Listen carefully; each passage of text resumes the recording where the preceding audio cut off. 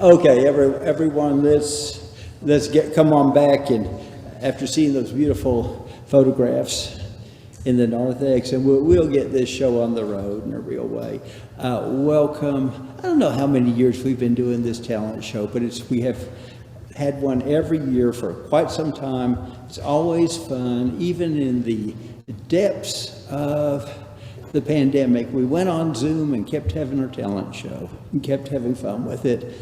And I want to thank Steve Kriegbaum. I think he's been the MC ever since we started doing this, and he can make a fuss over people like nobody's business. And so we appreciate you, Steve. So welcome, make yourself very much at home. It's a very forgiving audience for those of you who are going to be performing anything. We're just delighted that you're here and you're willing to share the evening with the rest of us. So I tell you what, I'll stay with it until after that first hymn, and then we'll turn it over to Steve and he can just roll with the program, okay? With one addition somewhere in the middle, I think. But anyhow, Mother Minerva, you want to start us off with prayer and something else that you're sharing, and then I'll talk a little bit about that hymn, and we'll sing it.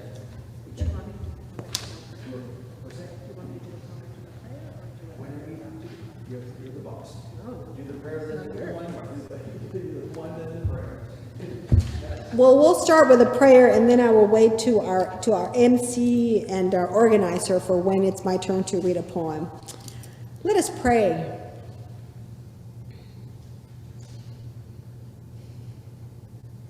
Gracious God, we thank you so much for this day. We thank you for all of creation. We thank you for the vocal cords that allow us to sing, for the ears that allow us to hear, and for the heart that awakens in us when we hear beautiful words and music. We ask that you open that heart of ours so that we be open to listening and experience new things, and that we may be able to take that joy that we have received this evening out into the world, to be the light of Christ to those among us and with us. We ask all of this in your Son's name. Amen. Amen. Would you like to do your point? Well, sure.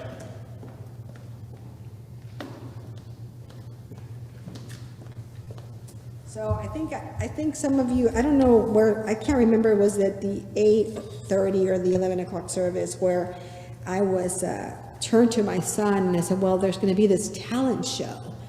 What do you think, Agustin? What do you think I could do? And he looks at me with just this blank look like, I don't know. I just really don't have a clue. And I'm like, man, me neither. He's like, yeah, well, good luck, Mom. But alas, Philip reminded me that I shared a poem with you last year, and so I went into the bookshelf and I found this poem, and it is Cry Out in Your Weakness by Rumi. A dragon was pulling a bear into its terrible mouth. A courageous man went and rescued the bear. There are such helpers in the world who rush to save anyone who cries out. Like mercy itself, they run towards the screaming. And they can't be bought off. If you were to ask one of those, why did you come so quickly? He or she would say, because I heard your helplessness. Where lowland is, that's where water goes. All medicine wants is pain to cure. And don't just ask for one mercy, let them flood in. Let the sky open under your feet. Take the cotton out of your ears, the cotton of consolation, so you can hear the sphere music. Push the hair out of your eyes, blow the phlegm from your nose and from your brain. Let the wind breeze through. Leave no residue in yourself from that bilious fever. Take the cure for impotence, that your manhood may shoot forth and 100 new beings come off your coming. Tear the binding from around the foot of your soul and let it race around the track in front of the crowd. Loosen the knot of greed so tight on your neck. Accept your new good luck. Give your weakness to one who helps. Crying out loud and weeping are great resources. A nursing mother, all she does is wait to hear her child. Just a little beginning whimper, and she's there. God created the child, that is, your wanting, so that it might cry out, so that milk might come. Cry out. Don't be stolid and silent with your pain. Lament, and let the milk of loving flow into you.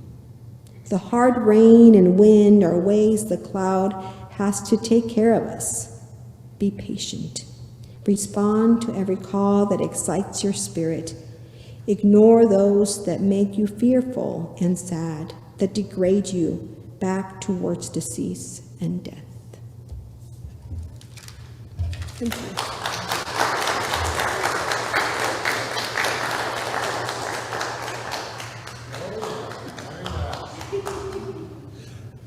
Okay, in just a second, we'll do something that we haven't done lately, which is reach for the hymnals, the blue books, and turn to hymn number 24. We have talked about this hymn a lot, like every year at the talent show, and how the thing about it does sort of reflect the British Empire, and that thing you've heard about. The sun never sets on the British Empire. You can keep that in mind as you sing it and watch the words. But then another thing that was really meaningful for me is I did watch the Queen's funeral, all 5 or 6 hours of it. And but when they finally got to Westminster Abbey, this is the first hymn that they sang. And if you think about a life extremely well lived, in the public spotlight, of course, with Queen Elizabeth. So as you sing tonight, think about her as well and how this reflects, her life and her work. Okay, so anyhow, you can stand as able, and it's hymn 24.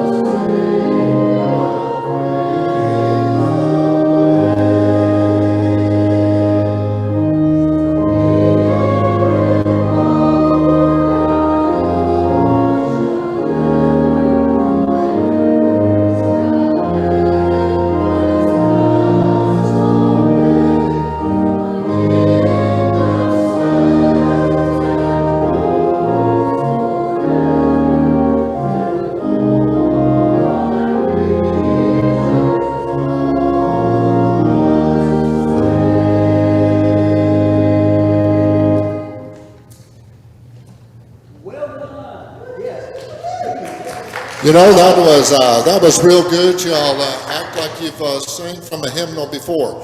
I would say that this mic is slightly too hot. That we might want to bring it down just a pinch, because first of all, okay, there you go, there we go. Get rid of all that hissing and everything else. So that was a very good warm up, a lovely opening prayer and poem by our very own Madre Minerva. And then, of course, Philip leading us there on that beautiful selection 24 that he watched the Queen's funeral to the end. Yeah, thank you, Philip. And now we're going to hear from Lisa Shirah-Hiers in a selection of 11 rules coping with depression, illness, fatigue, and life in general. Lisa, take it away. Okay, I would be with you, but I've strained my hamstring, so I am coming to you from Zoom from my home. I've lived with bipolar disorder for about 43 years, and although medication and counseling have been crucial, I really discovered over that time that that wasn't the only way, the only things that help you live well. And as I journaled about it over the years and developed a little rule of life, I thought that maybe the things I was discovering would help other people too.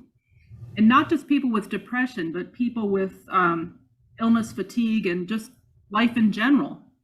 So in August of this year, I published 11 rules coping with depression, illness, fatigue, and life in general on Amazon through Kindle Direct Publishing. It's available as a print version or an ebook. And I'll quickly tell you what the 11 rules are, and then I want to read one of the short little chapters. The chapters are very short on purpose because when you're depressed or ill or fatigued, you can't read a long tome. So the 11 rules are: one thing, go outside, energy begets energy, discipline improves with practice, honor the darkness, let the light in, curiosity not judgment, challenge your assumptions, share something with someone, listen and pray, pray and listen, and never give up. And I think of all of them, the one that maybe we don't think about as much is the one that I call honoring the darkness. So I'm going to read that chapter. It's one of the little more philosophical chapters, but I think this is so important. We live in a society that is obsessed with light. Darkness, sadness, grief, depression, anger, vulnerability go underground. People ask us how we're doing, but too often they don't want to know. They are uncomfortable with our pain, and we are uncomfortable with theirs. There's pressure to be happy all the time. So depression has a stigma attached to it. But life isn't always happy. Sometimes our souls sing in a minor key. By honoring the darkness, we recognize that the so-called negative emotions in periods of depression or mourning have an important place in our lives. In a fairy tale, the hero knocks on a tree in the forest, and a door reveals itself. The hero discovers a stairway down into the earth through the door. At the bottom of the stairs, he is amazed to learn that the underworld is a magical place, a secret world of riches. Trees with emerald leaves and ruby apples, diamond dew on the grass. The darkness is full of treasure in the form of insights into our lives, a place where the soul reveals its wisdom. In Greek mythology, Persephone is dragged into the underworld and forced to marry Hades, the god of the dead. Her mother, Demeter, goddess of grain, grieves her lost daughter, and the earth withers as she searches for her. Finally, she discovers what has happened and appeals to Zeus. But Persephone has eaten a few pomegranate seeds. Having eaten in the realm of the dead, she cannot return permanently to the world. Zeus rules that Persephone must remain with Hades for the winter months, 1 month for each seed she has eaten. During that time, Demeter grieves and the grain perishes. Persephone returns to her mother in the spring and the grain flourishes. But Persephone has changed. She is no longer the naive young maiden. She has matured into her full power as goddess of the dead. Only Hermes, Hades, and Persephone can go to the dark underworld without getting stuck there. She has grown up. One who can go into the darkness has vast power. We can honor our time in the dark through awareness and ritual. In his beautiful book, Care of the Soul, Thomas More has a whole chapter entitled Gifts of Depression. One of his suggestions is to honor our depression by wearing something in a dark color. Or we might carry a black stone to symbolize our connection to the underworld. We might place a pomegranate on our home altar or windowsill to remind us that the darkness is only temporary but crucial, how we attain depth, maturity, and personal power. For the soul, writes Moore, depression is an initiation, a rite of passage. We could write a ritual of our own, or we might choose to simply be here in the dark, like a seed waiting for spring, unhurried and at rest. Honoring the darkness doesn't mean getting stuck there or wallowing in self-pity. It takes courage and grace to be there without striving or struggling. Tears are appropriate and cleansing. Journaling can help us be present with our feelings and can help us mine the dark mood for insights. Above all, it takes faith. A faith we may have to fake for a while, that we won't get stuck and lose ourselves in the blackness and pain. The dark mood, chronic fatigue, or chronic pain, the illness can be a crucible where necessary alchemy takes place and our souls are perfected, a time for solitude and silence, a time to trust the process. The caterpillar enters the cocoon not knowing it will become a beautiful butterfly, but instinctively it prepares a cocoon with room for wings. The soul occasionally needs darkness to grow its wings. The soul needs darkness to bloom.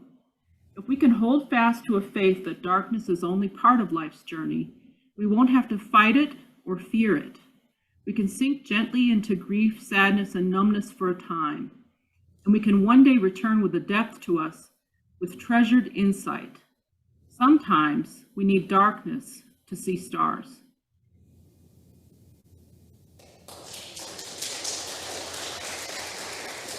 Thank you. Thank you, Lisa. Thank you very much. That was wonderful, and you opened up our eyes to the insight of that type of journey. Next, we have Paula Foy, who is going to do Broken Things by Julie Miller. Come on, Paula. Do your thing. Yeah, come on. Big round for Paula. Yeah. You need any adjustment on mics over here, Paula?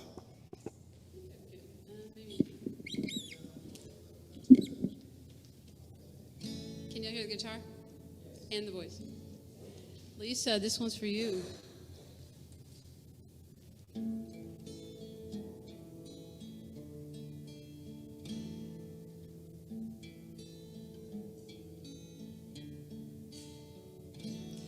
You can have my heart,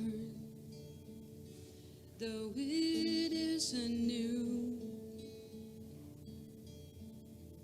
It's been used and broken, and it only comes in blue. It's been down a long road. It got dirty on the way. If I give it to you, would you make it clean and wash the shame away? You can have my heart if you don't mind broken things. You can have my life, you don't mind these tears.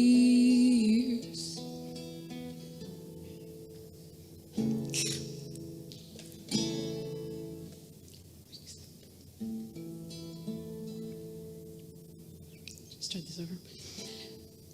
You can have my life, you don't mind these tears. Well, I heard that you make all things new, so I give these pieces all to you, if you want. My heart, I'll get it together here in a minute.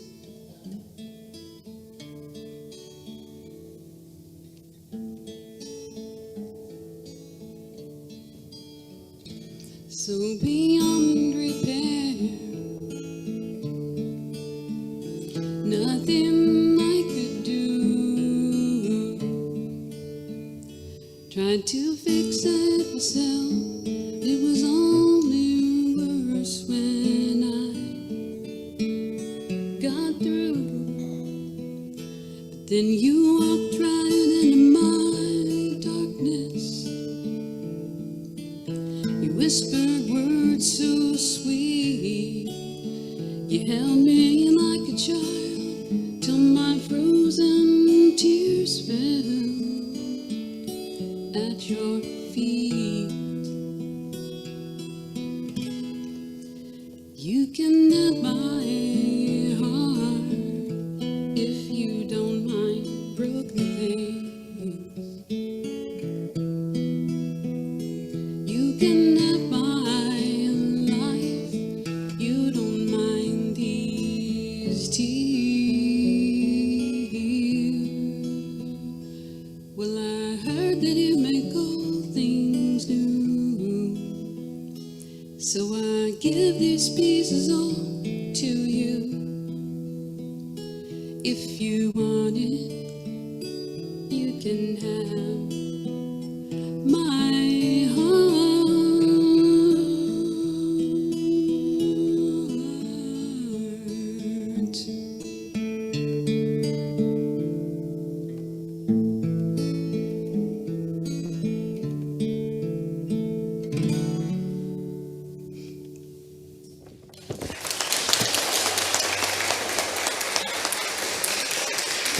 Thank you so much, Paula. That was, wow, that was a beautiful, beautiful song, and we thank you. So next we're going to get Ann Foxworth set up here so that she can do ABAPITA comedy routine. And so Ann, let me see how you like to, you want to sit, right? Or are you going to stand, okay?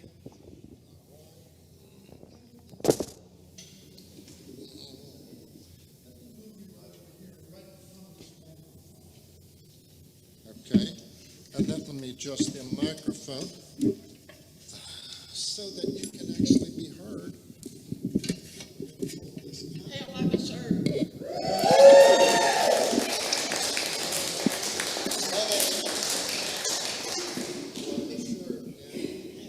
So what we want to do is you right there you go. See, that makes like 2 inches away. Ooh, got it. And that's where you want to be. Okay. Because otherwise, if you're too far away, it's too hard to hear. Okay. So let's first talk about the elephant in the room. There's a little typo there in the program. It's supposed to say ABAPITA, and that stands for Ain't Blindness a Pain in the Anatomy. So I didn't originate that. It's been around a long time. But I want to just talk to y'all about a few things that have happened to me in my life. Usually they make people laugh. I sure hope they will make y'all laugh. And remember, you can't hear a smile, but you can hear a laugh. So y'all just, bust it out or whatever.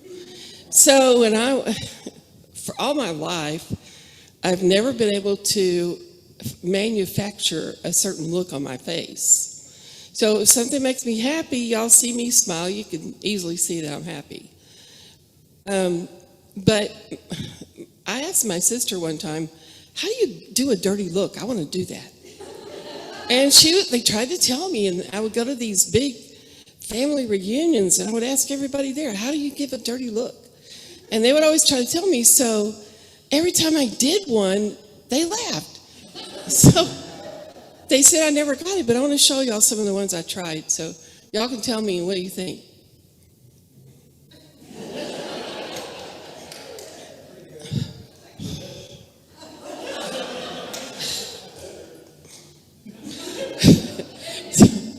So, one of my nieces, little kids, about this big, she goes, "Oh, she's gonna puke." Anyway, I wanted to tell y'all a few of my travel stories. Lord knows I got a lot of them. I used to travel a lot for work, and one day I was I was trying to get into the office building. I'd never been there before, and I was in the parking lot. And I was, wandering through the cars. The parking lots are horrible for blind folk. And, I mean, there's no rhyme or reason to them. And so finally I heard this guy who was trying to help me. He was like, okay, ma'am, to your right a little bit. Okay, right there. Oh, now, to your left a little bit, ma'am. Now, come on forward. So I finally got to where he was, and I thanked him. And he said, oh, ma'am, I was helping a lady park her car.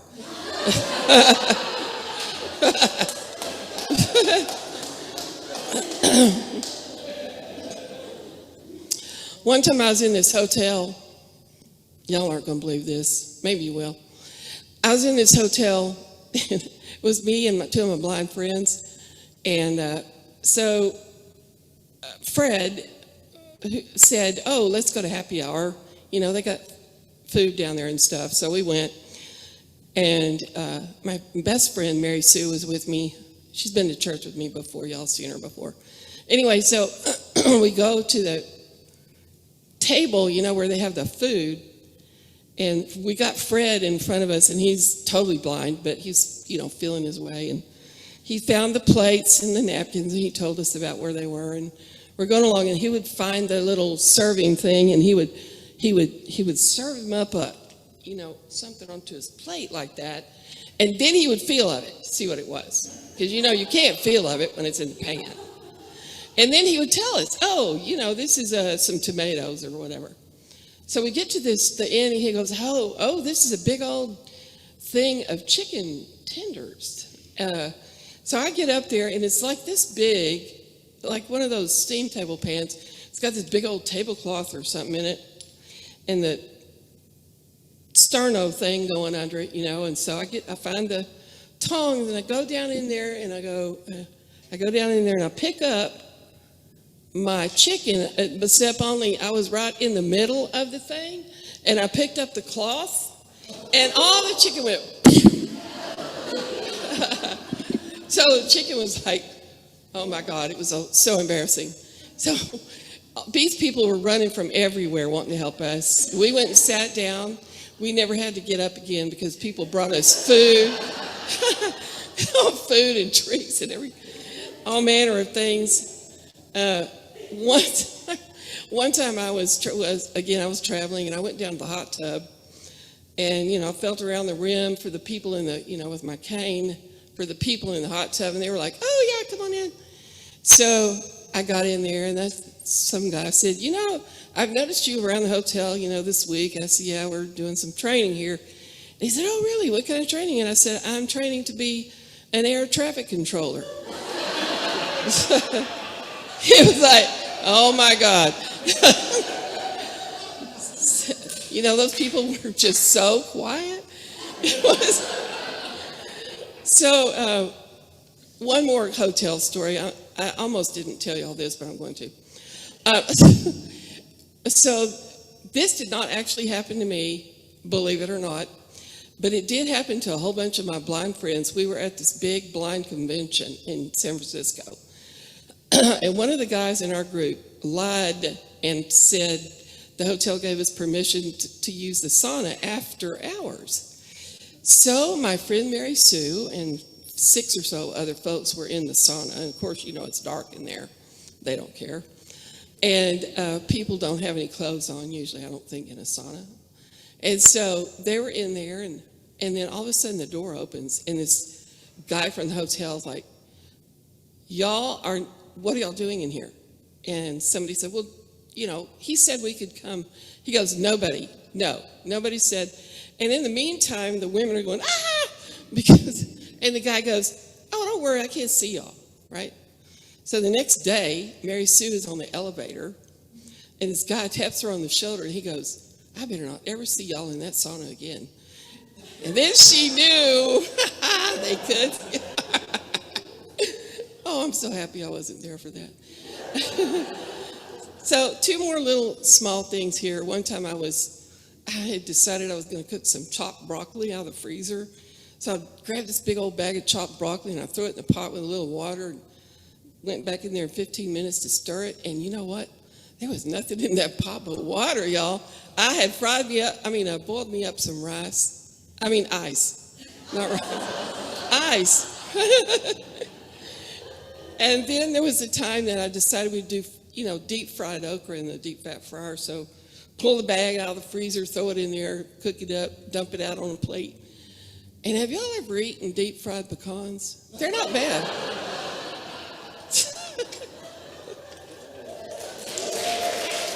Hey, thank you, Ann. That was just great. Oh my gosh. Whoa. Oh, that was fantastic. Okay. Oh, okay. So Noreen, McMahon, we want you up here. McMahon, we want you up here. Do trumpets. And she says she's going to stay back away from these microphones because she don't want to blow Doug and Ann out of the front pew.